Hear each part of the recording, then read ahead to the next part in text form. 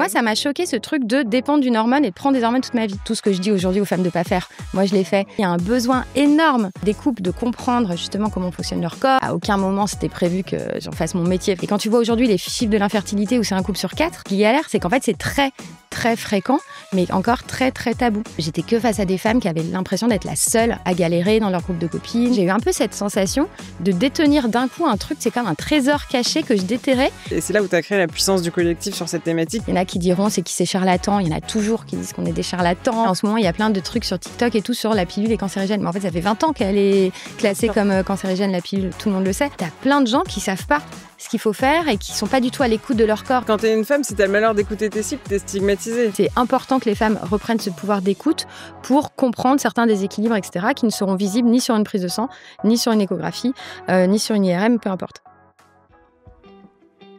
Bienvenue sur notre podcast Gut Feeling. On est Anouk et Lisa, on est amies d'enfance et il y a 5 ans, on a lancé Dijo, la première entreprise dédiée à la santé du ventre. Pourtant, il y a 5 ans, personne ne croyait. C'est toi qui... Mais justement, à ce moment-là, on a écouté notre intuition, on a suivi notre instinct, notre fameux gut feeling. Et aujourd'hui, on a décidé d'approfondir justement qu'est-ce que c'est ce gut feeling en interrogeant des personnalités inspirantes qui ont décidé de changer de vie en écoutant ce fameux instinct. Hello Lorraine. Hello. Bienvenue dans notre podcast Gut Feeling. On est hyper contente de te recevoir aujourd'hui. Merci à vous. On s'était rencontrés, il me semble, il y a 2 ou 3 ans. Notre petit déjeuner aux Galeries Lafayette. Exactement, ouais, qui était très sympa. Exactement, et c'est vrai que tout de suite, on a eu un super feeling et on s'est beaucoup reconnus dans ton parcours. Pour commencer, est-ce que déjà tu peux te présenter, nous dire qui tu es, puis nous dire un petit peu justement qu'est-ce que c'est émanciper? Ouais, oula, tu me lances sur un truc potentiellement long, mais on va essayer de la faire courte. Je m'appelle Lorraine Saint-Disic, j'ai 39 ans encore. Je suis mère de 2 enfants, ça c'est pour la partie perso, et mariée à un mec très cool qui est aussi mon associé depuis peu. Il a rejoint l'aventure. Et donc, je suis effectivement la fondatrice d'Émanciper, qui à la base était un projet personnel de moi, de reconversion. Peut-être qu'on pourra, j'imagine, rentrer plus dans le détail, mais voilà, qui est aujourd'hui devenue une entreprise avec un associé et toute une équipe. Et l'objectif, c'est vraiment d'accompagner les femmes dans la connaissance de leur corps et plus précisément, nous, de leur cycle menstruel. Donc, vous êtes sur le ventre et moi, je suis encore plus précisément sur l'utérus et les ovaires.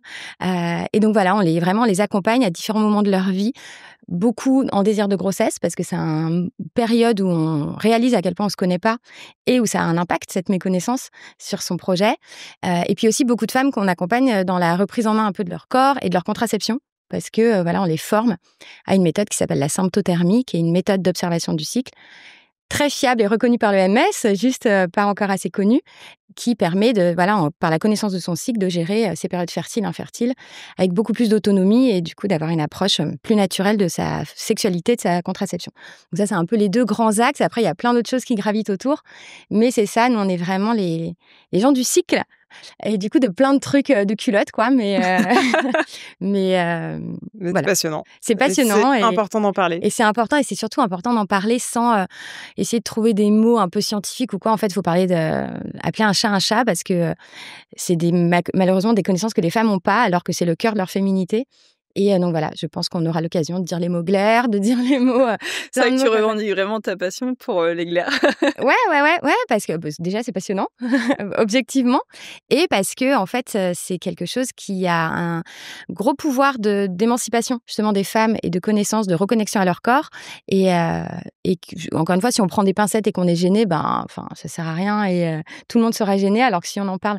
J'ai fait le Bliss Show, là, je sais pas si vous connaissez, mais où on a fait... l'Olympia, le Grand Rex, où je racontais... Bravo, incroyable. Oui, ça c'était il y a 2-3 ans. Et où je racontais la glaire cervicale qui ressemble à du houmous devant des salles de 2000 personnes. On pourra en reparler aussi. Et donc voilà, au début, tout le monde me disait, mais t'es taré. Et puis en fait, tous les gens qui sortaient disaient, mais merci, je savais pas tout ça. Et enfin, j'ai compris. Donc voilà, faut mettre les mots et les images qui correspondent à la réalité des femmes et le faire sans tabou, même si faut se faire violence un petit peu, notamment sur les réseaux, parce qu'on se dit, qui va me voir raconter ces trucs-là? Mais en fait, aujourd'hui, je m'en fous, je crois. Écoute, on a un point commun, c'est de parler de sujets gênants. Ouais, voilà, pousser le caca, moi aussi. Dans le métro. Les pertes blanches. Chacun son délire. Et on a un deuxième point commun, c'est que nous aussi, quand on s'est lancé, on avait... Alors toi, tu as une profession, tu as une formation effectivement de naturopathe, tu vas nous raconter, mais tu viens pas de ce milieu. Non. Nous non plus. Ouais. Quand on a lancé Dijo, donc effectivement. Et vous assumiez tout de suite ou pas? Oui, mais alors oui, non. Au début, on cherchait vraiment justement à se justifier, alors qu'en fait, on a compris que maintenant c'était notre force. C'était notre force parce qu'on parle d'un sujet tabou qui concerne tout le monde, avec des mots très simples, beaucoup de pédagogie, ce que tu fais aussi. Et c'est ça ce que les gens recherchent. Et du coup, finalement, de pas être médecin, ça nous a aidé justement à comprendre vraiment quel était le vrai besoin j'en suis convaincue aussi. Des personnes. Ouais. Et puis, non, mais sur ce truc d'assumer, tu vois, moi, j'ai vu vraiment un cheminement. C'est-à-dire que moi, quand j'ai commencé à créer Émancipée, donc j'étais avocate effectivement avant, j'ai travaillé en direction juridique aussi, et j'assumais pas du tout. Enfin, j'assumais dans ma vie personnelle, mais j'avais ce côté, mon Dieu, mais si mes anciens confrères voient que là, je commence à parler de trucs de perte blanche, mais la honte, quoi. Donc, je me souviens, je m'étais dit, il faut quand même que je mette à jour mon LinkedIn, tu vois, je peux pas le laisser, je suis plus dans ce cabinet, je peux pas le laisser ouvert et tout. Et du coup, j'avais créé une nouvelle page LinkedIn avec le nom de mon mari que j'avais épousé entre-temps, parce que je voulais pas mettre à jour mon ancien, j'avais laissé mourir l'ancien, tu vois. Changement de vie, quoi. Ouais, changement de vie, la meuf efface, tu sais, oui, c'est ça, exactement, part dans un nouveau pays et tout. Non, je suis restée en France, mais j'ai déménagé dans la Drôme à ce moment-là, remarque. Mais du coup, vraiment, voilà, j'avais ce côté un petit peu non assumé, je pense, au début. Et en fait, plus ça avançait, plus j'assumais. Et aujourd'hui, ce qui est incroyable, c'est que je pense qu'il n'y a pas une personne de mon ancienne vie qui n'est pas retombée sur moi, en tout cas de mon ancienne vie pro, qui m'a pas envoyé des messages, et notamment plein d'avocates, en fait, avec qui je travaillais, c'est une profession quand même où on attend beaucoup pour faire des enfants, parfois un peu trop parce qu'on privilégie sa carrière. Moi, c'est un peu ce que j'ai fui d'ailleurs à ce moment-là. Et des nanas qui m'écrivaient en me disant « Mais punaise, je suis tombée sur toi par hasard, mais c'est génial, mais c'est exactement ce dont j'avais besoin. » Des nanas qui ont suivi nos programmes derrière, qu'on a une qui avait repris mon poste dans mon cabinet. Enfin, elle m'a dit « Écoute, je bosse sur tes dossiers, je retrouve ton nom, c'est marrant. » Ton ancien nom, du coup, ton nom de jeune fille. Mais, et en fait, aujourd'hui, je suis hyper contente et j'assume à 100%. Mais vraiment, il a fallu un petit temps comme ça pour se dire... d'identité. Ouais, il a fallu que je change d'identité, que les gens se disent « Attends, est-ce que c'est la même Lorraine ?» Oui, c'est bien la même, ok. Et qu'en fait, ils me retombent dessus et que... et parce que maintenant, je suis tellement convaincue de l'utilité de notre travail que, en fait... au contraire, je suis fière. Mais c'est pas quand on va sur des sujets comme ça qui n'ont rien à voir et qui sont un peu tabous, un peu gênants, tu dis oh là là, qu'est-ce qu'ils vont croire, qu'est-ce qu'ils vont y penser. Donc aujourd'hui, j'assume. Justement, dans cette mission avec Émancipée, tu réinventes la santé, en tout cas le parcours classique qui existait jusque-là. Ouais. Comment ça se passe le moment où tu as le premier pressentiment, enfin justement ce fameux gut feeling où tu te dis je sens qu'il y a quelque chose, comment ça commence à naître en toi, ce projet, cette conviction? Tu viens d'un sérail quand même très classique, donc tu as été, j'imagine, formatée pour la carrière, girl boss, travailler first. Et c'est quoi ce virage? Comment il se passe? Est-ce que c'est doucement? Est-ce que c'est d'un coup? Est-ce qu'il y a des éléments déclencheurs? Non, alors c'est très progressif avec quelques petits éléments déclencheurs. J'ai toujours du mal à répondre à cette question parce que j'ai pas, tu sais, le storytelling de un jour je me réveille et machin. Mais je pense que déjà j'ai toujours eu cette passion qui faisait que j'étais toujours quand même identifiée comme la nana, certes, qui fait des brillantes études et machin, mais qui a un truc un peu, tu vois, une passion en soirée dont elle parle. Parce que moi, très tôt, j'ai arrêté la pilule, en fait, parce que j'ai eu des soucis de thyroïde.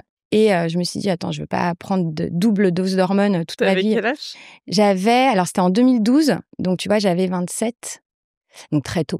Oui, très tôt, à mon échelle à moi. En tout cas, avant d'être dans un projet de... Avant d'être dans un projet de grossesse, complètement. Moi aussi, j'ai arrêté la pilule au moment de mes problèmes de thyroïde. Justement, pour pas faire le double... c'est exactement ça. Moi, en fait, si tu veux, je suis allée j'ai eu un long parcours d'errance qui impliquait beaucoup, d'ailleurs, l'intestin, mais parce qu'il y a beaucoup de liens avec la thyroïde, mais personne ne faisait le lien avec ma thyroïde, peu importe. Et quand un jour, on m'a posé le diagnostic et qu'on m'a dit, c'est pas grave, tout va bien, vous allez prendre un traitement toute votre vie, c'est des hormones, c'est de la T3, non, c'est de la T4, je sais même plus ce que je prenais à l'époque.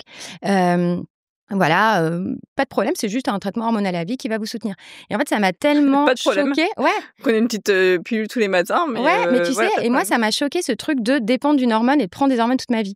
Et là, en fait, ça a un peu fait une erreur 404 dans mon cerveau. Je me suis dit, mais attends, en fait, je prends déjà des hormones tous les jours. Mais j'avais jamais réalisé, en fait. Et là, je me suis dit, en fait, celle-là, j'en ai besoin parce que clairement, j'ai des gros symptômes. À l'époque, je savais pas aussi qu'on pouvait travailler sur sa thyroïde naturellement. Pour moi, c'était la seule voie. Donc, il fallait que je prenne ce traitement. Mais l'autre, par contre, j'en avais pas besoin, en vrai, de la pilule. Donc, si tu veux, ça me choquait d'un côté, là où de l'autre côté, je ne voyais pas. Donc, je m'étais dit, OK, en fait, j'arrête la pilule, comme ça, au moins, je prends qu'une dose d'hormones. C'est pas du tout la même chose. Dans mon cerveau, ça faisait un peu doublon, mais en vrai, on sait que ça n'a rien à voir. Mais j'avais ce côté, en fait, pas prendre 2 fois des hormones de synthèse quotidiennement toute ma vie. Alors, une jusqu'à ma ménopause, mais... et du coup, c'est à ce moment-là que j'avais arrêté la pilule, que je m'étais formée.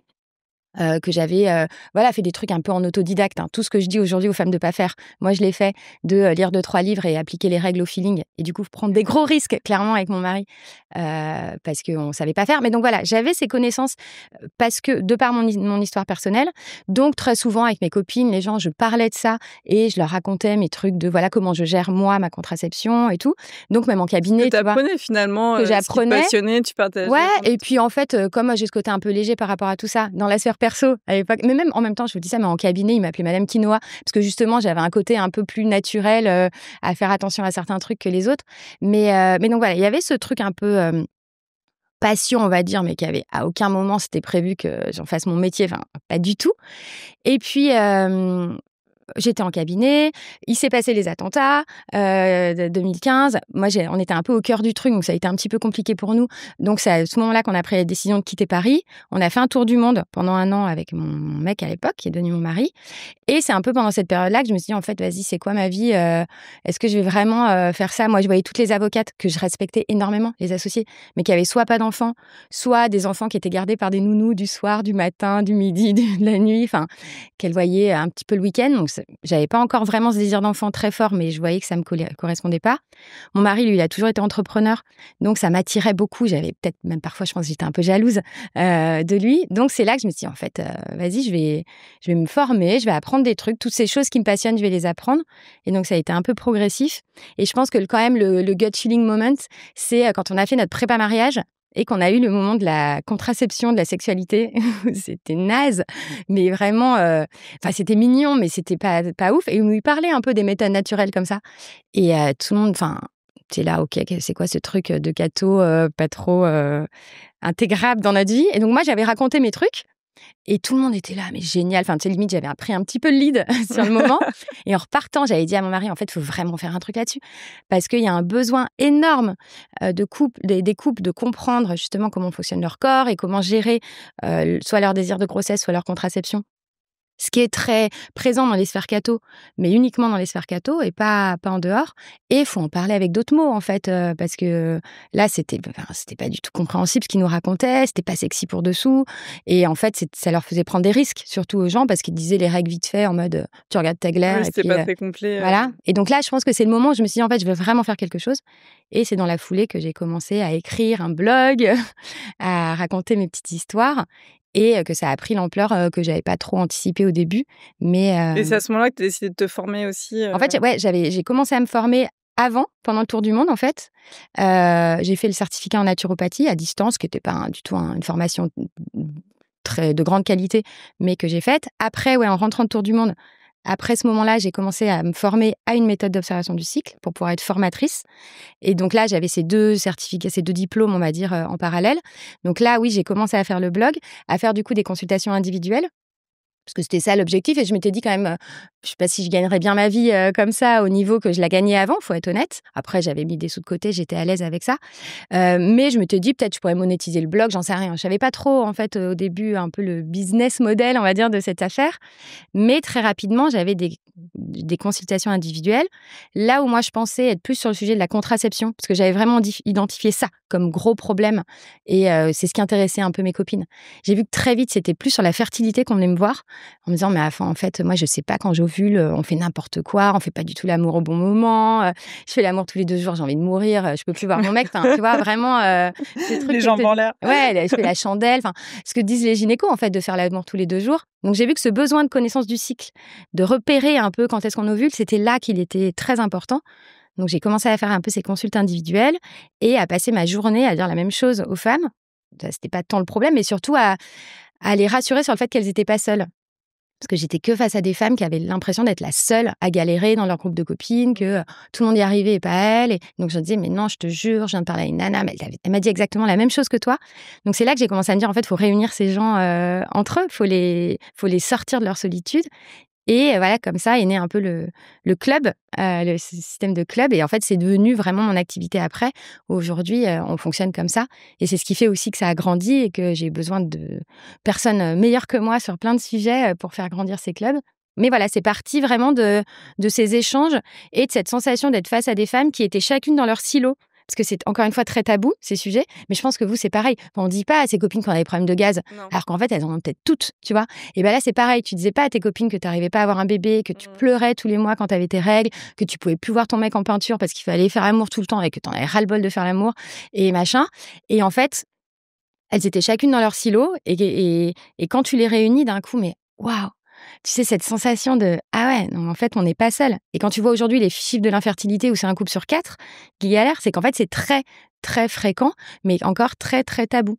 Et comme, je sais pas, une femme enceinte, tu la repères dans la rue, une femme qui n'arrive pas à avoir un enfant, ça se voit pas. T'as pas un écriteau, donc tu sais pas qui est dans le même cas que toi. Donc là, d'un coup, de les décloisonner, de les réunir, et en plus de leur apprendre des choses, de les enseigner, de les aider à mettre en place plein de trucs pour favoriser leur corps et leur fertilité, bah c'était, ouais, ça, je pense qu'on a répondu à un vrai besoin, mais de façon très intuitif, très instinctif, sans le réfléchir vraiment, en construisant petit à petit en fonction des retours, quoi.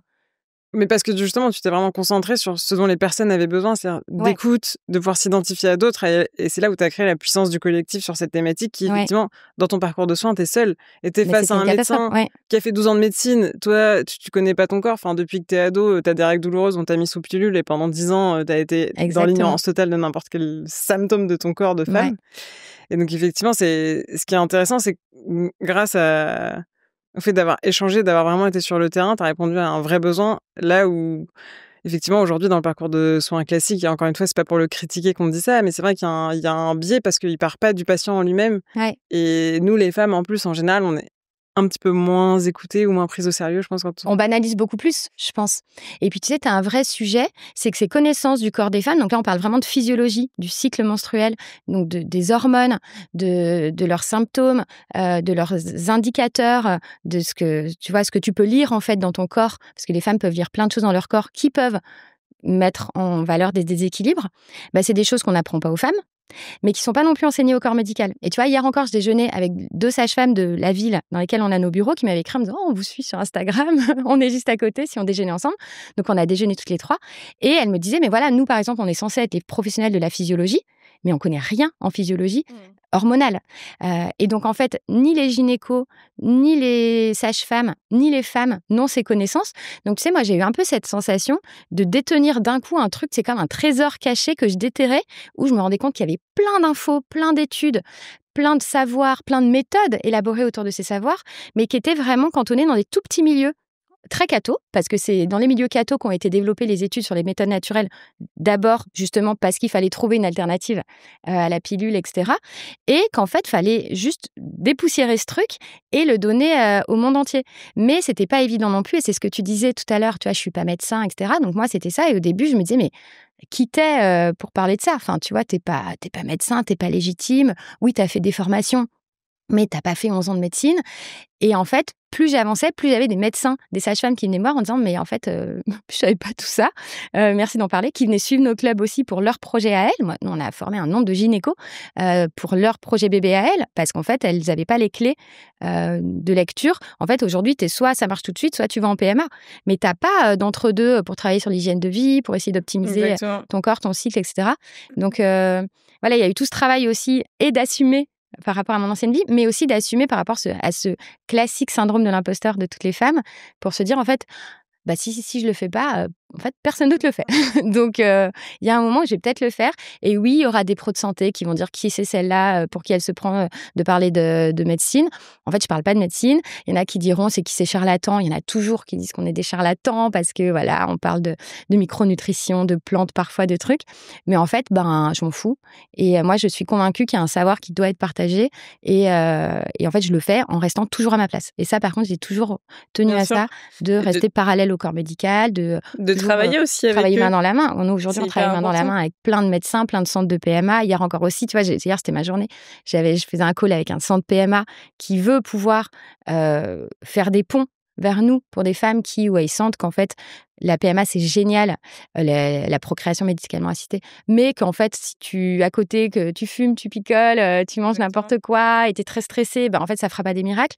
Donc voilà, aujourd'hui, c'est vrai qu'on est vraiment un espèce d'itinéraire bis que prennent les femmes, mais vers lesquels renvoie aussi beaucoup le corps médical, parce que tout le monde est convaincu que c'est très important, la physiologie, la connaissance du corps, l'optimisation de l'hygiène de vie, et qu'il y a vraiment un vrai besoin qui n'était pas comblé. Et que c'est 2 approches complémentaires. Ouais, et exactement. qu'effectivement, tu peux devoir faire un parcours PMA, mais ça n'empêche pas que tu peux favoriser La fertilité la fertilité bien à sûr. côté. Ouais. Et c'est hyper important. Et c'est vrai que nous aussi, sans être médecin, on dit mais voilà qui on est pour prendre la parole là-dessus.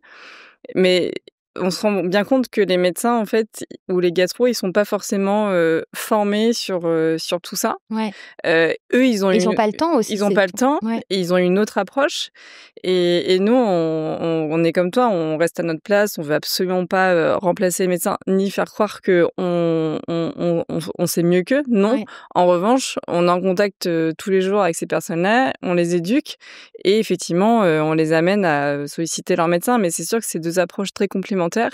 Et aujourd'hui, c'est ça qui est intéressant, c'est quand même dans le monde scientifique et dans justement toutes ces professions de santé, il y a quand même maintenant une prise de conscience sur l'importance de l'hygiène de vie, toutes les choses qu'on peut mettre en place naturellement pour favoriser que ce soit la fertilité ou la santé intestinale. Ouais. Donc, puis t'as de plus en plus d'études, on fait que parler de ça, des perturbateurs endocriniens, mais en fait, qui s'est aidé C'est à une réduire les réalité. perturbateurs endocriniens? C'est des gens qui ont une approche comme ça, plus naturelle, plus physiologique, plus par rapport à l'alimentation, au quotidien, ta maison, tes cosmétiques. Tu vois, donc c'est vraiment par ce biais-là que tu vas essayer de réduire les perturbateurs endocriniens, là où le corps médical va dire juste les perturbateurs endocriniens ruinent la fertilité. C'est un constat.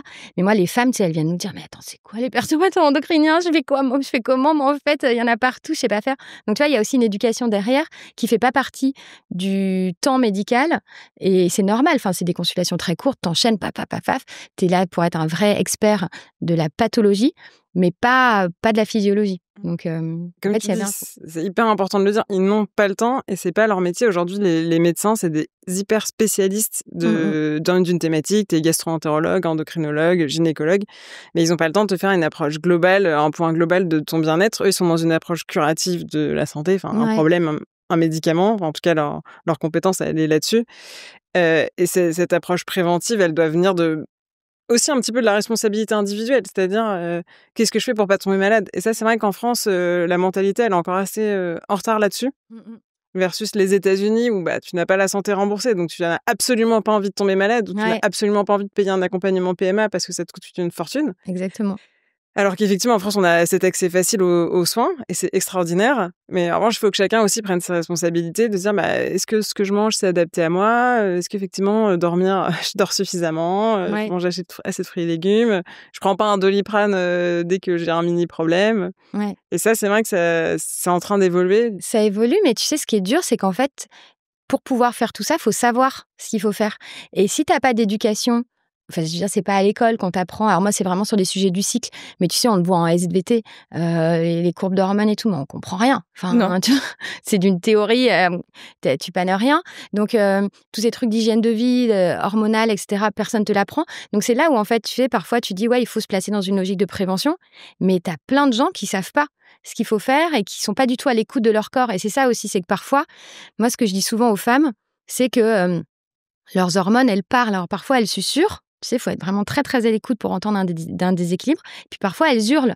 Mais comme on nous apprend pas à être dans cette posture d'écoute, un peu d'auto-observation, t'es pas du tout conscient qu'il y a un problème. T'es déconnecté. Et en fait, il y a plein de femmes, quand tu parles avec elles, mais tu sais, tu coches toutes les cases. Elles ont des règles hyper douloureuses, elles ont des moments de modification émotionnelle très forts, elles ont toujours les seins tendus, elles dorment mal. Tu sais, tu fais la liste et tu sais, t'as tous les warnings qui s'allument, déséquilibre. Mais en fait, comme on nous dit, c'est normal, ou vas-y, fais pas ta chochotte, ou j'en sais rien, t'es pas du tout consciente de ça. Donc c'est là où aussi il faut parfois agiter un peu le chiffon rouge pour dire en fait ça c'est pas normal, il faut travailler dessus pour que tu puisses être dans cette logique un peu de prévention ou de curation, parfois ça dépend, mais de savoir où est la norme et où l'est pas, où positionner le curseur, tu vois, dans les choses. Et sur le cycle des femmes, ça, c'est en train de beaucoup changer, mais il y a encore pas très longtemps, on n'avait aucune idée de ce qu'on devait entendre, pas entendre, et ajuster, pas ajuster, quoi. C'est hyper intéressant effectivement, de redonner ce pouvoir aux femmes de comprendre leur corps. Et tu vois, nous aussi, avec les messages qu'on a sur le ventre, au début, on avait un vrai discours de dire prenez soin de votre microbiote intestinal, c'est le pilier de votre santé, vous allez être en meilleure forme, renforcer votre système immunitaire, avoir une meilleure digestion. Enfin, vraiment, genre, c'est la clé de votre santé. Et puis, les gens nous regardaient un peu en mode oui, bon, bah. Ouais. Oui, je peux prendre d'autres choses aussi. Enfin, et par contre, dès qu'on a commencé à, oui, moi, ou ils répondaient aussi, oui, non, mais moi, j'ai pas de problème de ventre. T'as ce truc, tout va bien. Et puis on continue de discuter. Puis au bout d'un moment, t'es là, mais du coup, t'es jamais ballonné? Ah si, mais des fois, je dois ouvrir mon jean après un repas. Ouais. Oui, c'est pas normal en fait. Ouais. Et en fait, tu te rends compte que les gens s'habituent, comme ils n'ont pas la connaissance de savoir que c'est pas forcément normal et qu'en plus c'est un sujet tabou, t'as pas vraiment envie d'en parler, comme tu disais à tes copines et à ton mec, genre voilà, j'ai des petits problèmes de gaz ou j'ai le ventre gonflé, enfin c'est pas très sexy. Ouais. Tout le monde reste un peu avec son truc dans son coin en se disant bah finalement c'est normal, c'est la digestion, j'ai un énorme coup de barre après le repas, mais bon, comme tout le monde. Ouais. Et en fait, quand tu commences à leur expliquer, bah non, c'est pas normal et tu peux ne plus jamais avoir ces symptômes, là, ils t'écoutent et là, ils comprennent qu'il y a un déséquilibre. Mais si tu leur pitches juste le concept, c'est trop théorique. Ouais, alors mais c'est un peu comme les cours de SVT. Exactement. Ça n'a pas d'impact sur ta vraie vie, donc t'es là, oui, très bien. J'ai pas compris, ils comprennent pas en fait à quel point c'est relié à leur quotidien. Ouais, mais je pense que c'est le jour où ça devient un vrai problème dans ton quotidien. Donc je pense sur les sujets du ventre, c'est le jour où clairement ça te crée un handicap et où t'en souffres. Et sur les sujets du cycle, c'est le jour où en fait t'arrives pas à avoir un bébé. Et je pense que là, c'est vraiment un moment où d'un coup, tu ouvres tous tes radars et tu dis mais en fait je suis passée à côté de ça pendant toutes ces années.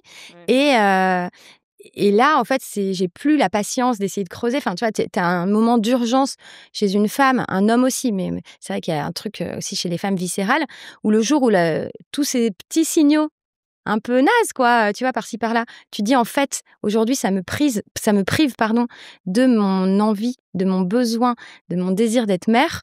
Waouh, là, c'est hyper violent. Et moi, c'est ce que je vois beaucoup chez plein de femmes qui disent, mais pourquoi on m'a pas dit ça avant? Pourquoi j'avais pas conscience? Et moi, ce que je leur dis souvent, c'est qu'en fait, vous en fichiez. En fait, c'était pas encore un sujet et du coup, ça prenait pas cette urgence que ça a aujourd'hui. Et c'est aussi pour ça que dans le cours de SVT en première, on s'en tape. Parce que moi, je fais des interventions parfois dans les collèges ou les lycées. Mais c'est génial de faire ça. Ouais, bah attends, non mais c'est génial. On a trop envie d'éduquer les moi, plus jeunes j'adore. au bien manger. Oui, mais ils s'en fichent. À 17 ans, t'as envie de faire la fête. C'est exactement ça. Et tu vois, moi, j'avais fait ça en duo avec une médecin hyper sympa qui m'avait dit, voilà, est-ce que tu veux bien venir avec moi, parler du cycle et tout. Et en fait, on était allés dans une classe de seconde qu'avec les filles. Et moi, je m'étais dit, trop être contente et tout. Puis moi, j'ai tellement l'habitude, j'ai un gros biais, c'est qu'en fait, je prends la parole que face à des femmes hyper ouvertes et au contraire même très en attente de ce que je vais leur expliquer. Oui, parce qu'elles ont payé un programme. Oui, voilà. Ou puis même sur Instagram, tu vois, ta commu, entre guillemets, c'est des gens qui veulent te suivre. Et comme moi, je fais pas des trucs forcément hyper sociaux, tout ça, je me retrouve rarement confrontée en fait à des gens qui me connaissent pas, parce que je le cherche pas en fait. Et donc là, tu vois, moi, j'avais cette habitude d'avoir un auditoire hyper ouvert. Et là, tu sais, donc j'arrive la première fois. Toutes mes, tu sais, le nez, alors pas dans leur téléphone, elles n'ont pas le droit, mais le nez dans leurs mains et tout. Et je racontais mes trucs et tout. Et puis je voyais, punaise, on ramait dans la semoule, tu vois, pour arriver à capter leur attention.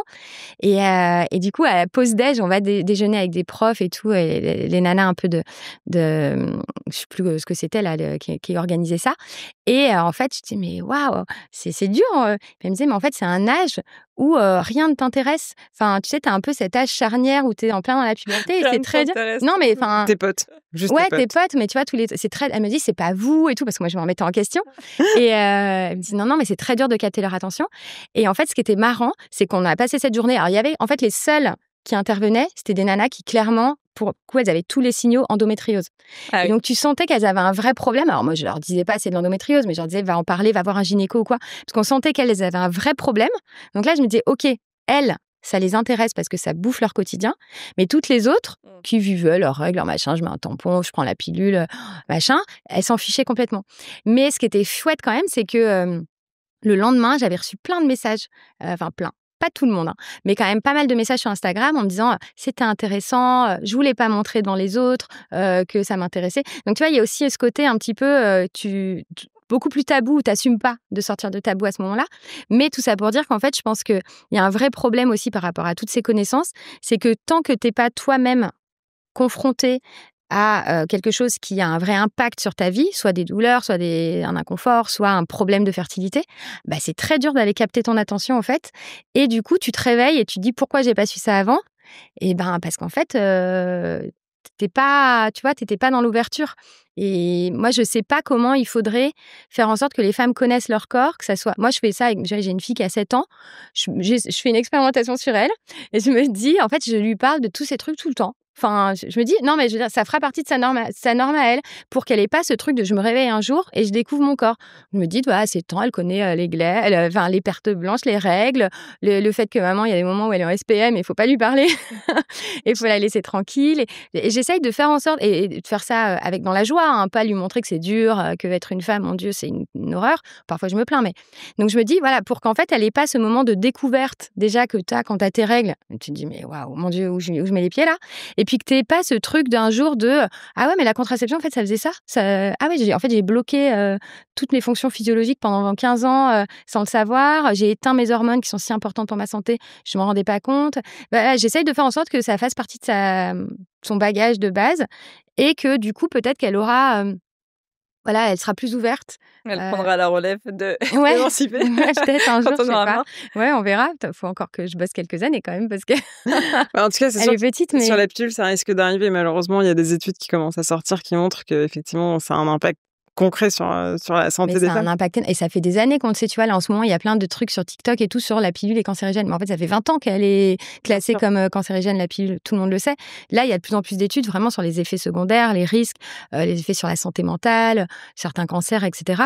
Mais si tu veux, et moi, la première, hein, le jour où j'ai pris la pilule, j'avais aucune idée de ce que ça faisait sur mon corps. Et Mais du on fait t'explique pas, d'ailleurs. que ça bloquait Mais mes surtout, hormones. c'est la norme. Ouais. Enfin, tu vas chez le médecin, on te dit, voilà, t'es en âge 2, ok, prends la pilule, et puis de toute façon, Oui. ta mère, elle est passée par la même chose, donc elle Ouais. te dit, bah voilà, c'est comme ça. Enfin, Ouais. et tu te poses même pas la question, t'as l'impression que c'est normal. Et nous, on est les filles aussi de la génération. Enfin, nos mamans, pour elles l'ont vécu comme une libération. Ah Parce bah que oui. nos grand-mères, elles n'ont pas décidé de leur grossesse et tout. Ouais. Donc nous, on l'a vraiment présenté comme un truc révolutionnaire, la liberté de la femme, Ouais. enfin l'égalité homme-femme. Et d'ailleurs, je trouve aujourd'hui, on glorifie vachement les femmes qui sont pas à l'écoute de leur cycle pour être comme les hommes. Alors que on n'est pas comme les hommes. Non. Enfin, on produit pas la testostérone, on produit pas de testostérone, on a des cycles continus dans toute notre vie. Ouais. Et ça, il est temps aussi un petit peu d'assumer cette différence. Et on a tellement été dans une quête d'égalité. Et c'est trop bien, effectivement, il y a encore beaucoup de chemin. Mais en revanche, au niveau hormonal, on sera jamais égaux. Ouais. Et en revanche, il est temps de laisser sa place à cet équilibre hormonal des femmes. Parce qu'en fait, on peut pas...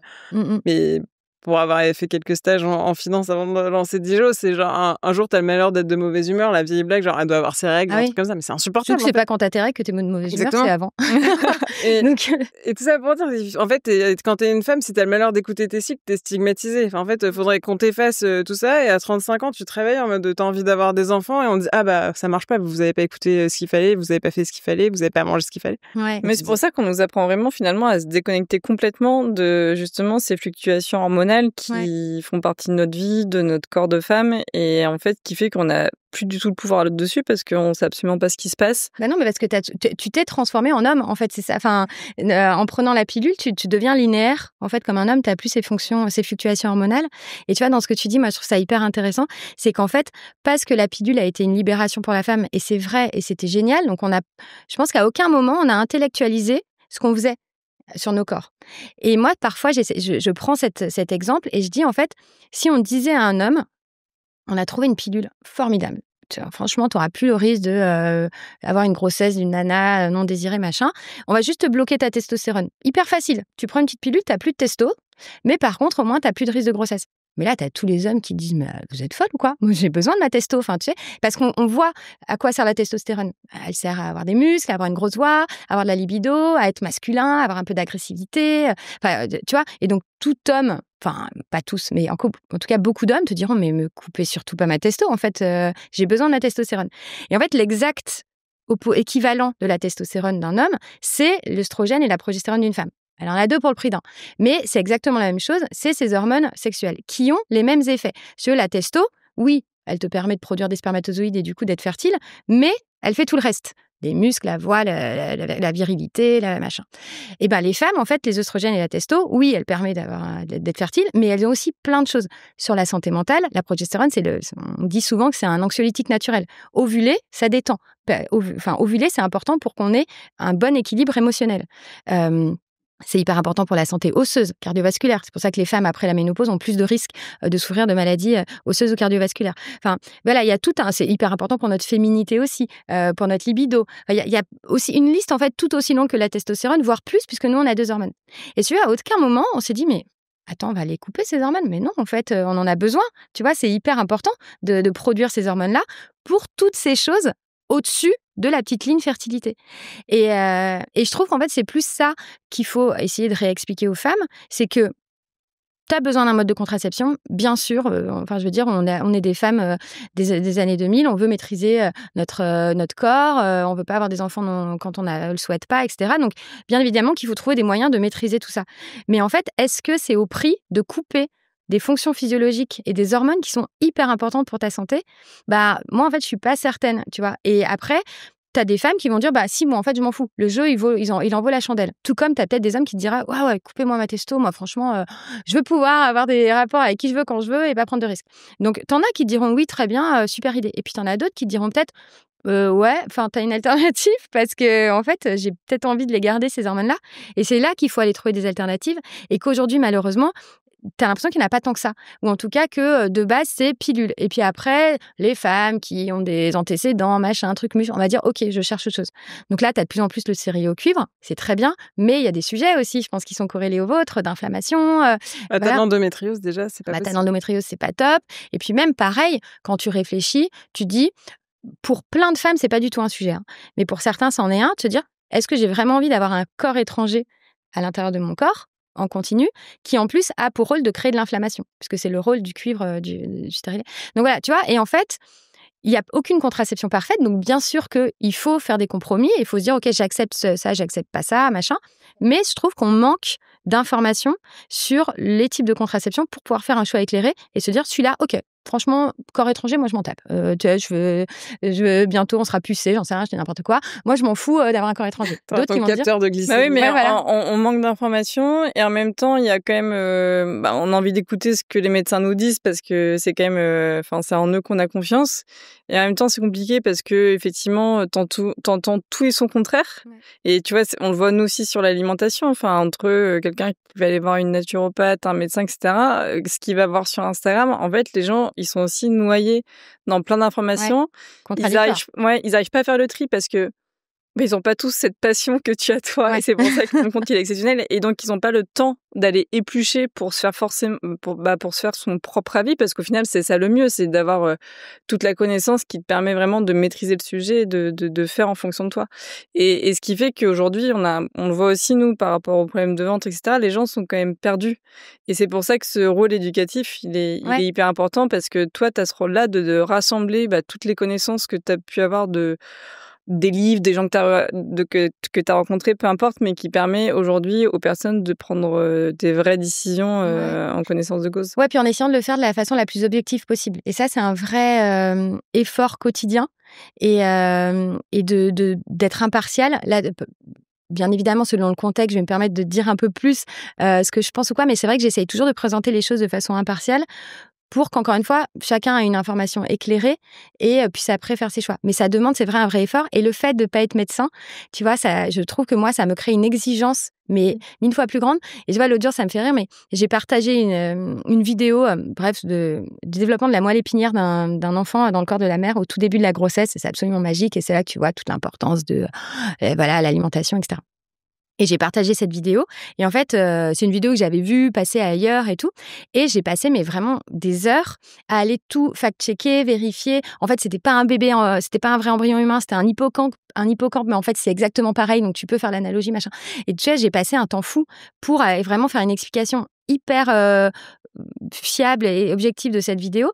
Et toi, il y a un médecin que j'adore pour le coup, qui l'a partagé. Il n'a pas dû voir que j'avais partagé quelques jours après. Et tu sais, lui, il a juste mis le développement d'un embryon. C'est là, mec, c'était un hippocampe. Mais et puis tu sais, en fait, et les médecins, ils se permettent de balancer des trucs comme ça. Là où moi, parce que justement, j'ai pas ce bagage médical, je vais beaucoup plus creuser. Et parce que je sais aujourd'hui que mon compte, il est aussi vu comme une ressource pour plein de pros paramédicaux, etc., et qui l'utilisent vraiment comme un truc pour les aider dans leur quotidien. Donc, je me mets un peu cette pression d'avoir du contenu toujours juste, objectif et fact-checké. Mais tu vois, voilà, du coup, tu te mets une pression beaucoup plus forte sur les épaules. Mais c'est aussi ce que les gens aiment, c'est qu'en fait, ils savent que voilà, tout est bien contrôlé et qu'ils peuvent, eux, après, se faire leur propre avis par rapport à ce que tu leur as dit. Là, aujourd'hui, en fait, tu as beaucoup plus de gens qui balancent des trucs. Et je pense que dans le corps médical, tu en as aussi beaucoup plus parce qu'ils ont ces connaissances qui balancent une moelle épinière. Et non, mec, en fait, c'était pas tout à fait... Enfin, tu vois, faut vraiment... voilà, on se met plus de rigueur, je pense. Et du coup, c'est important sur ces sujets-là d'avoir ce complément-là à la partie un peu plus vérité scientifique du corps médical, quoi. Non, c'est vrai. Nous, par exemple, tout simplement, les gens, ils arrivaient chez nous en disant on a mal au ventre. Mais ça veut tout rien dire, avoir mal au ventre. Enfin, et quand tu rentres dans le détail d'expliquer la paroi intestinale, comment ça marche, le microbiote, donc tous ces micro-organismes qui vivent sur cette paroi, le foie, son rôle dans tout ce mécanisme du ventre. Et les gens te disent ah, mais j'ai vu plein de gastro, ils m'ont jamais expliqué ça. C'est pas leur job, en fait. Ça, c'est vrai. Ouais. Et surtout, pour eux, c'est tellement une évidence. Enfin, eux, ils ont étudié ça des heures et des heures durant. Eux, ils veulent juste trouver une solution à ton problème. Ouais. Pour te soulager, déjà, aujourd'hui, le rôle d'un médecin, c'est quand même de régler la douleur. Ouais. Et après, d'essayer de régler l'origine du problème, mais pas toujours. Et comme tu dis, il y a un sujet de redonner les clés pour que les gens soient acteurs, qu'ils aient toutes les informations. Même quand tu débats avec ton mec, de dire ta contraception, tu vois, après les enfants, ça arrive souvent. Alors ton mec te dit, bon, tu vas mettre un stérilet maintenant. Et t'en dis, non, toujours pas. Ouais. C'est toi. Voilà, fais une vasectomie, tu vois. Et donc t'arrives dans ce vieux truc en mode... et il dit, mais pourquoi toi, ça te fait rien Dès que tu dis ça, tu passes pour une féministe ultra intégriste. Mais non, pas du tout, en fait. Ouais. Je vais juste partager un peu. Et effectivement, quand t'as les éléments factuels pour défendre ton point en disant mais en fait mec si je prends la pilule je n'aurai plus de libido je n'aurai plus c'est pas dans ton intérêt. Voilà, sécheresse vaginale, enfin tout ce qui va avec. Ouais. Donc, après faudra pas venir m'embêter quand tu me diras qu'on fait pas assez l'amour, que je suis trop focus sur les enfants. Donc aussi il faut remettre l'église au milieu du village, c'est hyper important. Parce que nous les femmes en fait on porte un peu tout quand même, c'est-à-dire que quand t'arrives pas à tomber enceinte avant qu'on fasse un spermogramme pour ton mec. Non, mais moi, je vois des nanas, mais elles ont fait un nombre d'examens hyper invasifs, dont des trucs sous anesthésie générale, avant qu'on fasse un spermogramme à leur mec, et qu'on découvre qu'en fait, c'est lui qui avait un spermogramme vraiment pas bon. Tu vois, mais il y a après, de plus en plus, les médecins savent qu'il faut, dès que tu commences à investiguer côté féminin, tu investigues côté masculin, mais tu as aussi des femmes qui préservent leur mec, qui se disent non, attends, je fais moi d'abord de mon côté, on verra lui après. Enfin, je suis d'accord avec toi, il y a il y a un décalage. Un décalage incroyable. Pas chez tout le monde. Nous, on a de plus en plus d'hommes hyper impliqués. On les voit, ils viennent dans les programmes et il y en a plein, mais ils sont géniaux. Je les adore. Je leur dis chaque fois, mais je vous adore.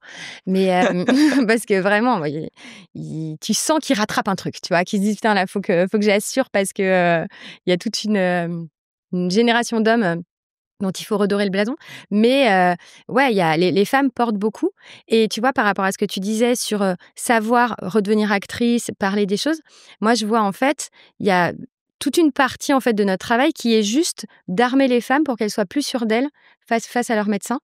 Et nous, c'est vrai qu'on les briefe vachement sur ce qu'il faut faire et pas faire. Et tu vois, le truc d'arriver en disant « j'ai de l'endo ». Vous pouvez vérifier, mais j'ai regardé sur Internet, c'est sûr, j'ai l'endométriose. Ça braque un médecin et c'est normal parce qu'en fait, tu viens faire son diagnostic à sa place, etc. Nous, on leur apprend vraiment juste à amener sur un plateau un nombre d'infos pour les aider dans leur diagnostic et dans leur examen clinique.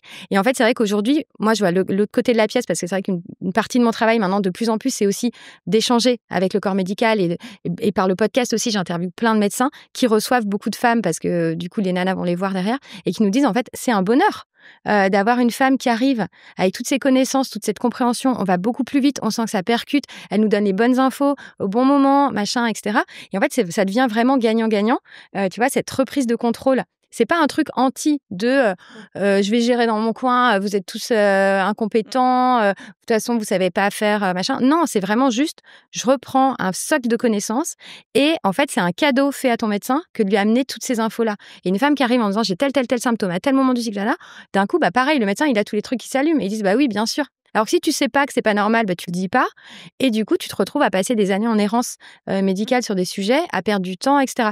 Donc faut vraiment le voir comme un truc collaboratif qui t'aide toi, qui t'aide dans ton rapport à l'autre, dans ton couple, au travail. Tu vois, vous disiez tout à l'heure, voilà, tu passes pour une chochotte si tu parles de ton cycle. Mais non, en fait, moi aussi, je fais des interventions en entreprise pour apprendre ce que c'est le cycle d'une femme et pourquoi, oui, non, ça va pas freiner la productivité, il faut pas tout mettre là-dessus, mais qu'en fait, il y a des moments où les femmes, elles ont des forces, elles sont plus dans telle énergie, d'autres dans telle... Enfin, et tu vois qu'en fait, il faut juste en être conscient et que ça peut aider le collectif, ça peut aider la relation, etc. Donc, en fait... en armant la femme, tu l'aides à mieux dialoguer avec ses interlocuteurs et du coup à gagner en rapidité, en bienveillance, en plein de choses, quoi. C'est hyper intéressant ce que tu disais sur optimiser la consultation du médecin. Moi, je l'ai vécu pareil, j'ai eu une petite phase d'errance avec ma thyroïde. Où quand j'ai commencé le traitement lévothyrox, j'allais toujours pas bien parce que comme ils n'avaient pas traité le côté inflammatoire de la thyroïdite d'Hashimoto, parce que j'avais justement des problèmes de ventre assez importants, dès que je mangeais un truc, j'avais trop mal au ventre. Et sauf que quand j'arrivais devant mon endocrinologue, je disais je vais pas bien. Ouais. Et lui il disait si maintenant vous allez très bien, vos taux sont rentrés dans la norme. Je dis non mais vraiment je vais pas bien. Ouais. Et si tu veux, un jour j'ai vu une naturopathe à côté. Et elle, en fait, elle a creusé, tu vois, parce qu'elle te fait vraiment, tu passes 1 heure à tout balayer, tous les symptômes. Et donc là, t'arrives à mettre les mots sur. Ah oui, c'est de la digestion, c'est plutôt après les repas. Et ça, on le fait vachement chez Dijo. C'est les gens, quand ils viennent en disant j'ai mal au ventre, on leur dit c'est quoi mal au ventre? C'est des ballonnements après le repas. Mais c'est honteux, tu dis pas. Tu vois, t'as plein de gens qui disent j'ai mal au ventre. On sait tous ce que ça peut vouloir dire, il y a plein de trucs. Mais tu sais, tu dis juste j'ai mal au ventre. Parce que ça, tu vois, c'est joli, quoi. Oui, pourtant, quand tu ouvres la boîte de Pandore, mais oui, mais parce que si tu sens qu'en face de toi, t'as quelqu'un qui est hyper open et qui s'en fiche complètement. Bien sûr, et que tu lui parles de transit, ça n'a rien à voir. Ouais, nous, ça nous arrive, on a des événements after work ou trucs comme ça. Il y a des gens, on se dit, waouh. Personne assez connue. Et là, elle me dit, c'est vous les fondatrices de Dijon, faut que je vous dise, moi, les gros problèmes de transit. Elle a direct, ok, pas de souci. Parlons-en. Let's go. Mais moi, j'adore aussi, Léna, elle vient de me parler de l'heure claire. Je suis mais parlons-en. Mais vraiment, j'adore. Tu peux tout montrer, tu peux tout m'expliquer, c'est génial. Mais parce que voilà, t'as pas d'interlocuteur comme ça, donc tu enrobes ça sous des petits mots un peu bateaux, jolis, mais il faut, ouais. Mais on en parle, mais on a envie d'avoir un peu les réponses. Est-ce qu'on rentrerait pas un petit peu dans le détail de comment tu aides aujourd'hui les femmes à redevenir maîtresses de leur cycle, ou en tout cas actrices? Je pense que c'est aussi important justement que tu nous parles, toi, comment tu inclus justement tout le rôle du microbiote, de la digestion, de la paroi intestinale dans tout ça, et quels sont aussi les ponts justement entre la santé intestinale et les cycles, la fertilité. Ouais. Et je fais juste une petite parenthèse pour ceux qui nous écoutent, parce qu'on a aussi beaucoup de gens qui veulent se lancer, avoir un impact à leur échelle. Je trouve ce qui est vraiment incroyable dans ton parcours, c'est cette vision. En fait, tu as vraiment identifié où était le manque et tu es allé à 3000% là-dessus, avec justement les outils qui sont à ta disposition quand tu te lances et que tu n'as pas forcément de grands moyens, c'est-à-dire les réseaux sociaux, créer une communauté. Et donc ça, aujourd'hui, c'est des choses qui sont assez puissantes. C'est comme ça aussi qu'on a lancé Dijo. Ouais. Et encore une fois, c'est le meilleur élément de validation de ton projet, c'est d'avoir tout de suite rencontré ton public, ta patientèle, clientèle, je sais pas trop comment dire, mais en tout cas ta communauté. Et ça, c'est encore une fois pour tous ceux qui nous regardent et qui nous posent souvent la question, genre comment je fais pour me lancer. En fait, le truc il part tout seul, comme tu dis, ton gut feeling tu l'avais, mais il a été vite confirmé par le fait que t'as parlé d'un sujet qui intéressait tout le monde. Et n'importe quelle femme qui croise ton chemin, je pense, elle a beaucoup à apprendre à tes côtés. Donc ça, c'est hyper important de penser out of the box. Enfin, genre le système médical, il est comme il est, et toi, tu as réussi à trouver justement où était le vrai besoin. Ouais, mais parce que je l'avais moi-même aussi, je pense que ça vient souvent de là aussi. Ça vient de. C'est quand tu as éprouvé toi-même un manque, tu te dis en fait, je peux pas laisser d'autres. Enfin, je l'ai pas éprouvé sur la fertilité. Ça, c'est un truc souvent qu'on me demande. Est-ce que tu as eu des soucis toi de fertilité? Non, pas du tout. Enfin, j'en ai eu après, mais pas avant de lancer Émancipée. Mais par contre, j'avais éprouvé cette méconnaissance qui te prend aux tripes et qui te dit mais waouh, j'ai j'ai peur là, en fait, j'y arrive pas. Donc, merci en tout cas pour ton gentil mot. Ça me fait plaisir. Ouais, exactement pour nous. On s'est pas réveillé un matin en se disant on va devenir l'expert du transit et mettre des emojis caca dans le métro. Mais en fait, on s'est rendu compte que c'est un sujet qui touche tellement de gens. Et c'est un problème du quotidien. Enfin, quand t'es gêné au niveau digestif, c'est chiant. C'est un handicap. Donc voilà, merci de montrer ce bel exemple parce qu'il en faut justement des femmes qui se font confiance et qui écoutent leur gut feeling. Mais du coup, maintenant, donne-nous vraiment toute ta science. Ouais. Oula, alors c'est compliqué parce que, je pense que vous avez compris, moi j'ai tout un peu en contraception, un peu en fertilité. Oui. Là où on s'intéresse beaucoup plus au ventre, c'est sur la fertilité. La contraception, c'est apprendre une méthode et l'appliquer bien comme il faut.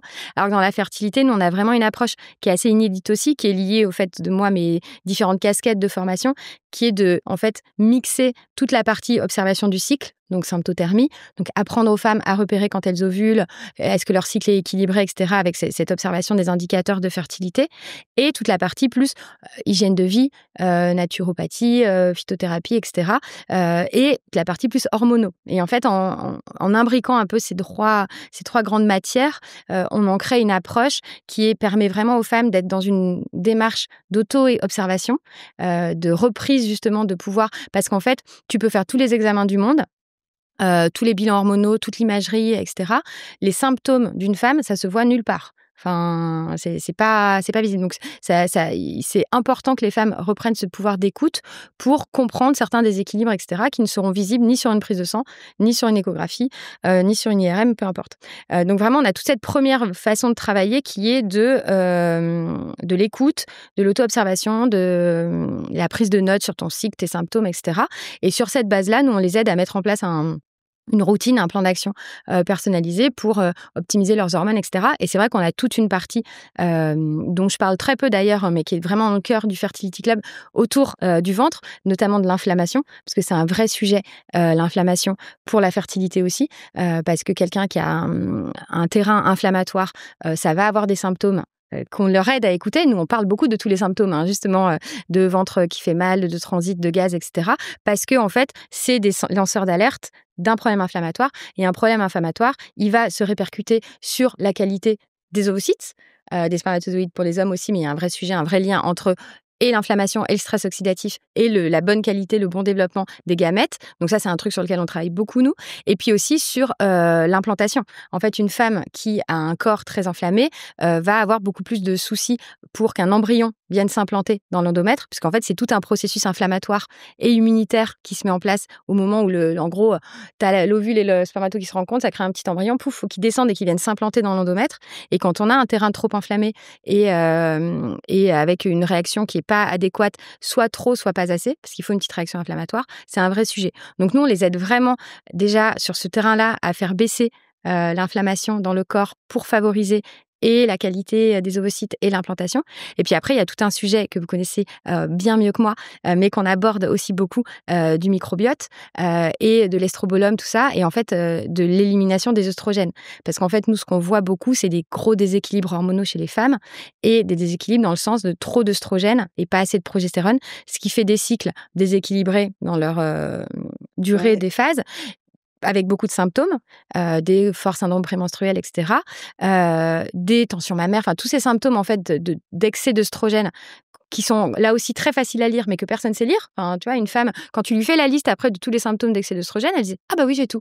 Mais jamais on t'explique ce que c'est. Comme la thyroïde, moi jamais on m'avait fait la liste de tous les symptômes de la thyroïde. Aujourd'hui, je parle 3 minutes avec une femme, je sais, alors je le dis pas parce que c'est pas mon métier, mais je sais quand elle a un problème de thyroïde. Bah, c'est pareil pour les hormones sexuelles, œstrogène, progestérone. Et ça fait des cycles aussi qui, justement, sont pas propices à l'implantation d'un embryon parce que tu as des phases post-ovulatoires qui sont déséquilibrées à cause soit de pas assez de progestérone, soit trop d'œstrogène. Et là, il y a un vrai rôle du microbiote là-dedans, dans l'élimination des hormones en trop, d'autant que les œstrogènes, on en fabrique trop parfois nous, mais surtout, on a tout ce qu'on appelle les xénoœstrogènes, les fameux perturbateurs endocriniens qui se rajoutent dans le cycle, voilà, et qui font qu'en fait, on se retrouve avec des hyperœstrogénies énormes et des cycles complètement déséquilibrés. Donc nous, c'est vrai que dans le Fertility Club, par exemple, on a toute une partie là-dessus. Sur la nutrition. Ouais, sur la nutrition. Alors qu'avec plein d'autres sujets, notamment, je vous disais, du stress oxydatif, etc., de l'importance du gras, des protéines. Enfin, il y a plein de grands champs d'action. un peu macro et après beaucoup plus micro. Mais le ventre, c'est un sujet qui rentre bien évidemment en jeu à ces différents niveaux, notamment voilà l'implantation, le microbiote, etc. Où on les accompagne, on leur donne des clés dans l'alimentation, dans la supplémentation parfois, dans l'hygiène de vie, le sommeil, voilà, pour essayer d'améliorer tout ça. Mais c'est vrai que voilà, nous, on part toujours de cette espèce d'auto-analyse qui est hyper importante, qu'on vient confronter. Et là, on est des experts dans l'équipe pour aider à comprendre les bilans sanguins, à comprendre l'imagerie, etc., pour vraiment avoir une vision globale. Parce qu'en fait, aujourd'hui, un diagnostic médical, c'est un triangle, en fait. C'est de la biologie, donc des prises de sang, de l'imagerie et de la clinique. Et en fait, souvent, c'est sur la clinique que ça pêche. C'est là où tu n'as pas d'infos parce que justement, les femmes donnent pas, comme toi qui disais, j'ai mal au ventre. Bah oui, mais ça suffit pas à affiner. Donc nous, vraiment, on les aide sur la clinique à fond pour que, avec leur équipe médicale, elles puissent apporter sur un plateau cette clinique et améliorer le triangle, ou pour que nous, avec l'équipe, parce qu'on a des médecins en interne aussi, on a des sages-femmes, etc., qui travaillent avec nous, on puisse refaire le triangle avec vraiment une vision complète et un niveau de données qui vient de la femme énorme, parce que voilà, on leur donne toutes les clés pour s'observer, pour comprendre, pour interpréter. Et donc voilà, c'est d'abord l'auto-analyse et après on met en place un plan d'action, puis on travaille ensemble, on ajuste, etc. Mais vraiment, on leur redonne les armes pour qu'elles se sentent actrices, qu'elles mettent en place des choses, et tout ça toujours dans la bonne intelligence, en restant en parallèle du parcours médical. Et ce qui est fou, c'est que justement, quand tu commences à mettre en place ces petites choses typiques, tu vas manger des protéines le matin, et en fait, quand t'as pas connaissance, t'es un peu en mode, bah non, mais moi, j'aime pas manger des œufs le matin, bon, ok. Et en fait, t'as plein de gens finalement qui te disent mais merci, ça m'a changé la vie. Ouais. Ou tu vois, de dire bah tu peux essaye d'éviter de manger trop de sucre, mais par contre tu peux manger effectivement tel type de sucre, voilà, pour te faire plaisir. Essaye de manger plutôt à ce moment-là de la journée. Et en fait, tu te rends compte que ça va les aider sur justement leur système digestif, leur énergie. Et une fois qu'elles voient vraiment l'impact de ces changements d'habitude finalement dans leur régime alimentaire, tu te dis mais en fait comment je faisais avant. Ouais. Et c'est souvent quand tu commences à changer que tu vois les bienfaits, que tu dis mais en fait je vivais avec ça au quotidien et je m'en apercevais pas, que finalement j'étais fatiguée à répétition dans la journée, que j'avais du mal à me lever le matin. Ouais, puis souvent tu fais ça par un prisme, le ventre, la fertilité, le syndrome prémenstruel, les douleurs, machin. Et en fait, tu te rends compte, c'est exactement ce que tu dis, de l'impact sur tout le reste. Et moi, il y en a plein, et notamment les hommes, justement, qui viennent un peu, tu vois, tirés par la chemise par leur nana dans le club. Et on leur fait faire des trucs à eux aussi. Alors, on les force pas parce qu'il y en a qui veulent pas, mais ceux qui sont volontaires, on les met aussi au diapason.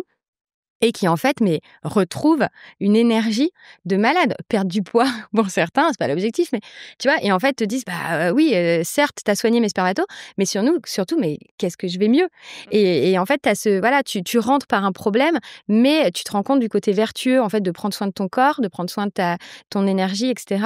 Et nous, toutes les nanas, elles nous disent toujours, mais en fait, moi, ça y est, j'ai eu mon bébé. Mais en fait, je reste dans cette espèce de routine-là parce qu'elle me fait trop du bien. Et maintenant, ça y est, ma famille, elle est complète, je m'en fiche. Mais je garde ces habitudes parce qu'elles ont trop apporté de bienfaits dans ma vie, quoi.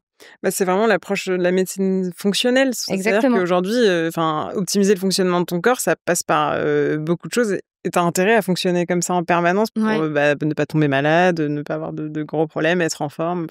Hyper important. Et effectivement, qui est culturellement très éloigné de l'approche de la santé en France. Effectivement, là, on commence vraiment à le découvrir. Ouais. Comme tu dis, c'est dommage que ça arrive quand on se confronte à un problème. Mais effectivement, c'est le problème qui te fait un peu réaliser que tu peux pas avoir d'enfant. Tu dis, mais mon corps, qu'est-ce qui se passe? Pourquoi il est pas censé faire le truc pour lequel on a été programmé le plus naturellement possible? Ouais.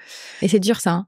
Mais ça montre aussi à quel point on a aujourd'hui des modes de vie qui sont inadaptés à la santé. J'utilise des grands termes. Et puis surtout la santé de la femme, parce que en fait, on doit être une business girl, on doit être la girlfriend trop sexy qui a envie de faire l'amour tout le temps, une super maman qui passe du temps avec ses enfants. Ok, mais du coup, il y a un moment, je peux dormir. Comment ça se passe? Et en fait, tu te rends compte que justement, tu le disais, notamment dans le métier d'avocate, où en fait, les femmes ont des enfants tard, t'es stressée, tu travailles quand même énormément. Finalement, du coup, ce truc naturel qui est censé être facile, ça marche moins bien, ou c'est plus difficile parce que justement, en fait, ton corps au quotidien, il est maltraité d'une certaine manière. Et en fait, aujourd'hui, on commence à réaliser tout ça et à prendre conscience justement que on peut pas avoir ce mode de vie-là et sans impact sur le corps, c'est pas possible. Ouais. Mais on est en train de se réapproprier nos corps de femmes et bientôt on va se réapproprier la société aussi parce qu'aujourd'hui la société n'est pas faite pour nous. Enfin c'est t'as présidente. Non, mais... grave. Je vote. Mais le jour où tu deviens maman, tu réalises à quel point rien n'est fait pour toi. Enfin, tu n'as que des bâtons dans les roues. Enfin, en postpartum, t'es avec, soit t'as couché par voie basse en galère avec ta rééducation du périnée, soit t'as eu une césarienne et personne t'explique qu'il faut prendre soin de ta cicatrice. Les 3 premiers mois, t'essayes d'allaiter et de survivre. Les 3 premiers mois de grossesse, tu veux pas dire que t'es enceinte à ton boss parce que t'as peur de te faire virer, alors qu'en fait, t'es au bout de ta vie. Ouais. Le pire moment. Et ton mec, il a pas de congé maternité, donc toi, tu te retrouves avec ton gosse comme ça, en mode... moi, personne m'avait briefé pour cette mission-là. En fait, je ne suis pas prête. Trouver un mode de garde, en général, quand tu trouves pas, c'est la femme qui s'arrête, qui met tout ça en pause.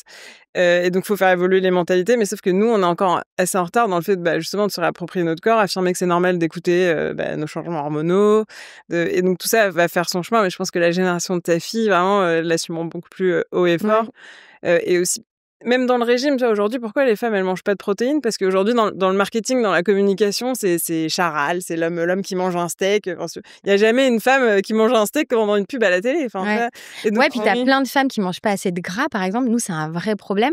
Parce que je refais un petit focus un peu cycle, mais en fait, il faut savoir que les hormones ovariennes, c'est des hormones stéroïdes, donc qui sont issues du cholestérol, du gras. Et qu'en fait, nous, pendant des années, on nous a éduqués en nous disant qu'il fallait pas manger de gras, mais tout gras confondu. Et du coup, t'as plein de femmes qui, en fait, ont une alimentation beaucoup trop pauvre en graisse et qui ne peuvent pas produire en fait d'hormones.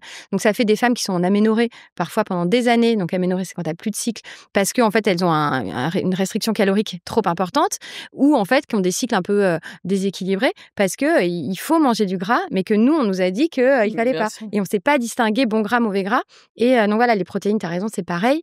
Donc il y a toute une réappropriation à faire pour comprendre ce qui est bon pour notre corps et ce qui en fait dont il a besoin pour fonctionner vraiment physiologiquement, quoi. Et les hommes sont différents des femmes. En fait, même si on observe l'égalité, maintenant, je pense pas que nous, dans notre vie du quotidien, on se sente moins favorisés que les hommes.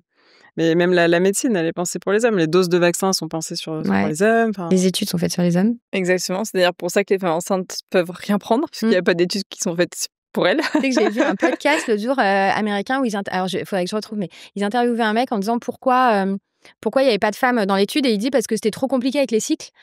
Du coup, ça a perturbé. Tu sais, mais le gars en plus expliquait ça en disant c'était une vraie raison. Tu vois, on a voulu être objectif, donc on a préféré pas prendre de femmes pour pas qu'il y ait des fluctuations hormonales. Je dis, mais en fait, sur un truc qui est femmes et hommes, au final. Donc il y a vraiment un espèce de non-sens, mais qui est en train de changer aussi. Moi, quand je partage des trucs comme ça, j'ai souvent des chercheuses qui viennent me parler en me disant, tu sais que ça a changé en fait. Et aujourd'hui, on prend vraiment en compte les femmes dans les études et on adapte et tout.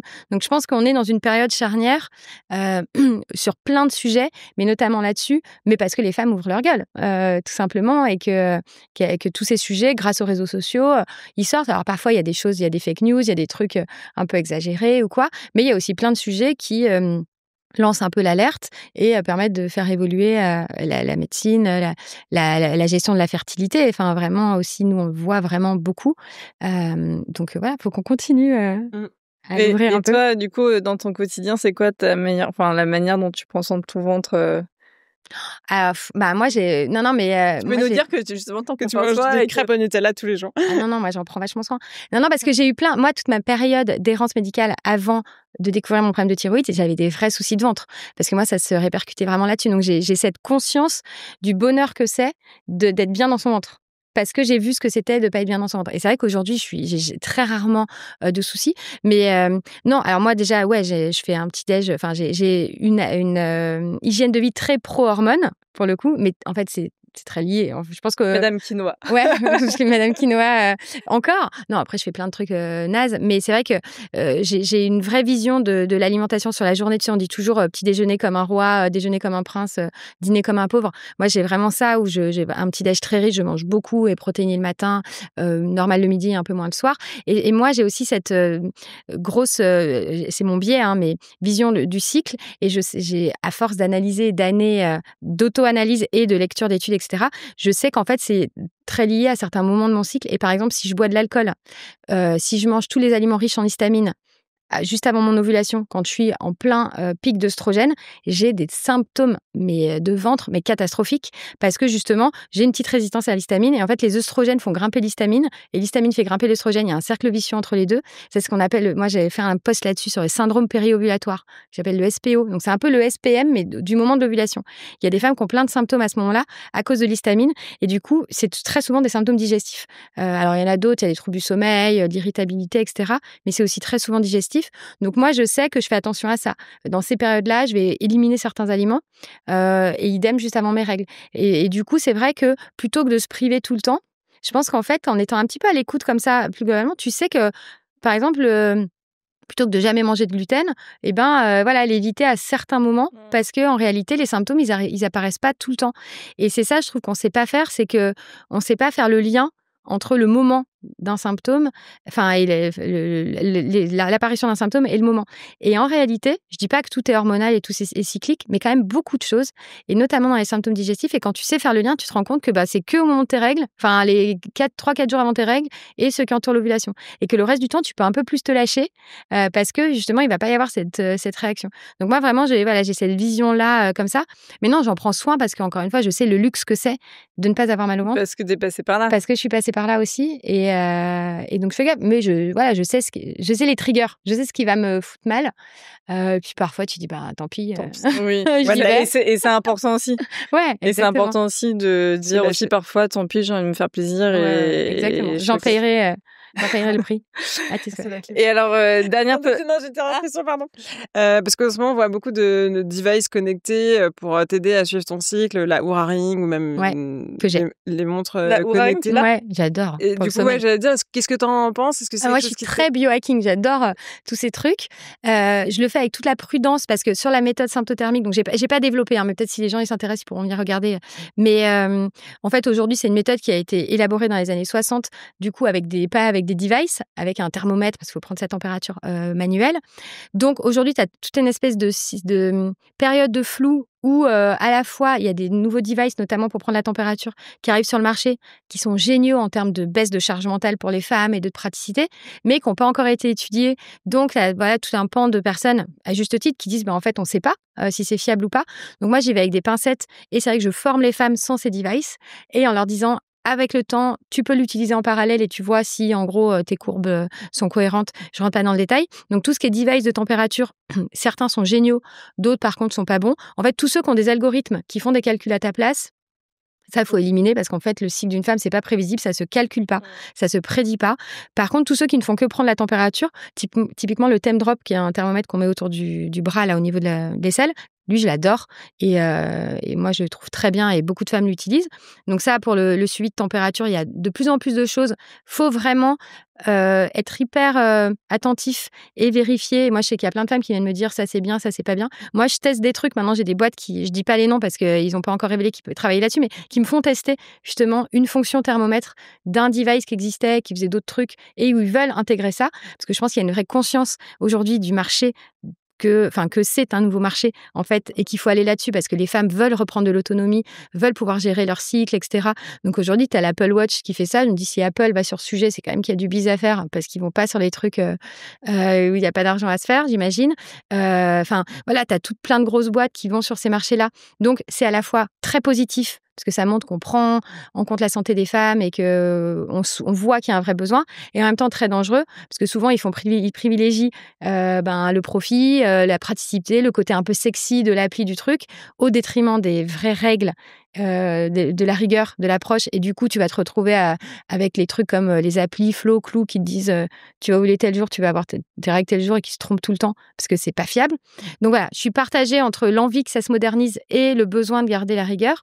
Et après, il y a plein d'autres trucs. Ouais, moi, la Oura Ring, je l'utilise pas pour la température, parce que je la trouve pas assez fiable, pour le coup, pour la température.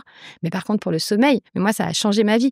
Et mais vraiment... qu'est-ce qui change ta vie, du coup, parce que tu vois que tu dors... Et je sais, en fait. Et moi, tu sais, je fais pas mal d'insomnie. Et ça fait quoi de savoir? Qu'est-ce que ça change? Mais déjà, il y a mon côté un peu geek, j'adore. Oui, voilà, mais je veux dire, mais surtout, je fais pas mal d'insomnie. Et il y a des moments où, tu sais, tu te réveilles le matin et tu te dis, c'est la cata. Enfin, tu sais que tu as été réveillé longtemps, et donc tu pars avec un postulat merdique, j'ai mal dormi. Et quand tu regardes, Ah, bah, tu dis, bah non, en fait, tu vois, j'ai eu 1h40 de sommeil profond, c'est très bien. Enfin, tu vois, moi, ça me permet vachement de relativiser, en fait, mon sommeil. Et puis, en fait, les jours où je fais des scores de ouf, mais je suis tellement heureuse que ça me met en up pour ma journée. Tu sais, ça, je pars avec un bagage.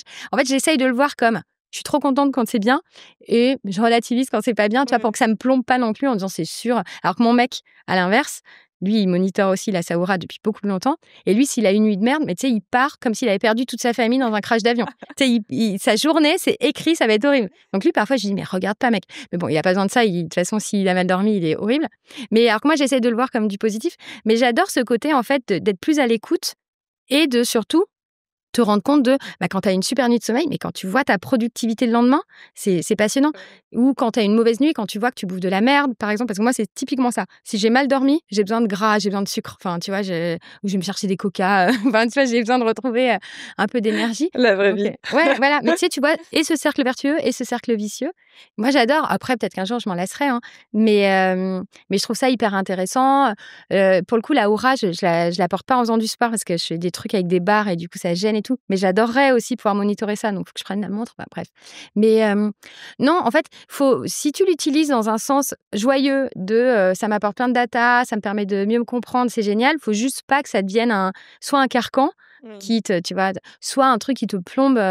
Mais moi, perso, je suis très pro et je travaille beaucoup aussi pour aider à justement confirmer la fiabilité dans la température. Données, en tout cas, on travaille sur des études, c'est des trucs un peu plus en sous-marin encore, mais pour favoriser le fait de faire de la recherche là-dessus, pour permettre de valider si ça marche ou ça marche pas. Peut-être qu'on dira que ça marche pas, que c'est pas assez fiable. J'espère pas, mais ça sera peut-être la solution. Mais si on valide que c'est fiable, putain, on aide vraiment les femmes. Parce qu'en fait, aujourd'hui, il y a plein de femmes qui sont encore réfractaires parce que le côté, en gros, la symptothermie, tu observes ta glaire, donc ça c'est très facile. En fait, c'est quand tu vas aux toilettes, mais tu dois prendre ta température le matin. Et pour plein de femmes, c'est un vrai frein. Même si en vrai, c'est quand même assez rapide et vite fait. Mais si on te dit que tu n'as plus à faire ça et que tu portes en fait un device la nuit et que juste dans la journée, tu connectes ton téléphone et tu vois, tu ouvres la possibilité à beaucoup plus de femmes d'aller vers ça avec fiabilité et du coup d'avoir une alternative à la pilule, au stérilet, tu vois, et en faisant les choses bien, en se formant, bien sûr, il faut toujours se former. Enfin, voilà, il y a tous les prérequis. Mais donc, moi, je trouve ça génial. Je suis pas du tout, comment dire, un peu dans le passé, des gens qui disent non, la méthode, elle a pas été étudiée comme ça, il faut faire attention. Je suis pour qu'on adapte, quitte à ce qu'on adapte les méthodes justement aux nouveaux usages. Enfin, il y a un moment où il faut aussi avancer.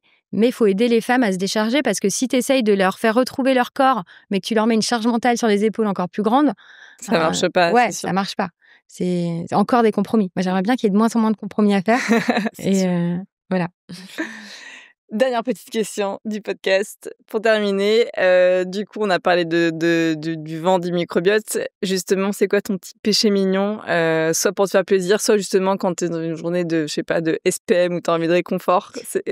Alors moi, j'ai un péché mignon mais qui est quotidien, donc je sais pas si on est, mais je suis vraiment addict au chocolat, à la fleur de sel. Donc ça, j'en mange beaucoup. À la fleur de sel. Ouais, tout autre chocolat ne me convient pas. Le Lindt fleur de sel. Mais ça, c'est un truc que j'ai intégré dans mon quotidien et qui en fait partie. Non, après mon truc un peu vénère, c'est les dinosaures. Ah ouais, j'adore trop. Mais je pourrais tuer pour un dinosaure. Dans ça fait longtemps qu'on n'a pas acheté. C'est vrai. J'adore. Ça, c'est le truc quand ça te fond dans les mains. C'est genre, j'adore ça, mais je ne l'achète pas pour mes enfants parce que c'est vraiment. Mais moi, j'arrive pas à comprendre ce qui est aussi incroyable dans un dinosaure. Je sais pas, il y a l'épaisseur du gâteau déjà. Un peu. Ouais, il y a toute une chimie, tu vois, qui est la parfaite. forme. La forme. Non, mais vraiment dans le goût, tu vois. C'est vrai. Tu mets un granola, enfin, tu vois, non. Non, je suis vraiment. D'accord. Moi, les granolas, je les trouve trop fins. Tu vois. Et oui, beaucoup trop fin. Même le chocolat. Le chocolat, il a un goût qui est bon. Ouais, voilà, exactement. Parce que parfois, je me plante et je prends dinosaure chocolat au lait. Énorme erreur. C'est vraiment chocolat noir. Non, j'ai ça. Après, non, moi, j'adore manger. C'est ma passion. Je bois. J'adore, là, l'été. Enfin, voilà, un petit spritz en fin de journée. J'adore. Donc, je fais attention, justement, parce que je sais aussi l'impact que ça a sur la santé, sur le cycle, etc. Il y a quand je suis en période d'ovulation, je sais que j'évite l'alcool, etc. Mais c'est vrai que c'est un truc que j'aurais pas envie d'éliminer de mon quotidien parce que j'adore ce petit moment de détente de fin de journée, alors que je sais à quel point c'est un vice, mais voilà. Donc j'en ai plein en vrai. C'est important justement de toi en tant que justement personne qui va prôner de prendre soin effectivement de son alimentation parce que c'est hyper important, aussi de montrer qu'en fait on est toutes juste des humains, que le plaisir c'est aussi hyper important et que c'est important de s'accorder ces moments où on veut boire un verre, on veut manger un dinosaurus, on veut manger sacré. C'est une question question de bon sens et d'équilibre. Et si tu commences à tout intellectualiser, de toute façon, ça doit finir par être inflammatoire à terme. Donc, Non, puis c'est horrible. Tu vois, moi, je vois, il y a des femmes, justement, dans le Fertility Club, qui le prennent vraiment en mode vraiment première de la classe, tu vois, très premier degré. Et je leur dis souvent, en fait, faut pas qu'on finisse en dépression. Tu vois, l'idée, c'est qu'on ait un bébé, mais qu'on l'ait dans la joie et dans le plaisir. Et donc, en fait, si boire un verre le vendredi, quand t'es avec tes copines en terrasse, ça te fait du bien, mais bois pas un jus de tomate. En fait, sauf si vraiment t'as des problèmes. Enfin, voilà, on individualise toujours. Oui, c'est toi qui jauge. Voilà, c'est toi qui jauge. Mais je trouve que parfois, on va vraiment dans l'extrême. Parfois, c'est nécessaire.